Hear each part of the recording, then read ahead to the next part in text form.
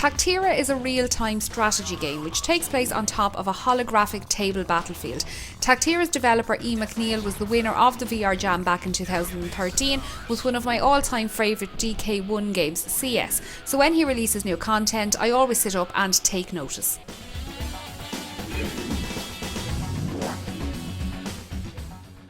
The best way to describe Tactera's gameplay is to imagine if the Command & Conquer franchise got married to Ciess.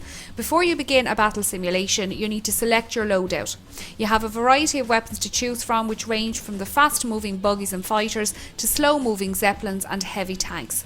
The rule of thumb here is the more devastating the weapon, the longer it takes to build and is generally slower moving on the map.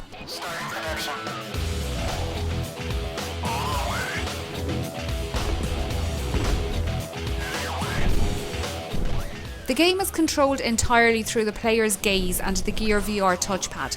The basic interaction is to select a base by looking at it and tapping, and then selecting a destination to deploy troops. The players can also customise the composition of their army through a simple floating UI. This works great and is very intuitive. However, for longer, more intense battles, it would be better to use a gamepad for the trigger instead of the touchpad, as your arm can start to feel a bit heavy after a while, constantly tapping the side pad. Enemy contact. The objective of the game is to take control of the waypoints on the map by attacking them. The more waypoints you have, the more troops you can generate in any given time, and as with most war, it's a game of numbers which usually decides the outcome. Once units are built, the player must continually choose when and where to deploy them. Units can be sent anywhere on the battlefield, but the player has to outmaneuver the enemy by choosing whether to cluster forces or spread them out, whether to attack or defend, and where to direct artillery and bomber strikes. Orders received. We're in contact. Graphically, Tactera makes great use of the available horsepower in the Note 4, using simple yet beautiful vector-like graphics for the main playing area, while wrapping it all inside a believable control room.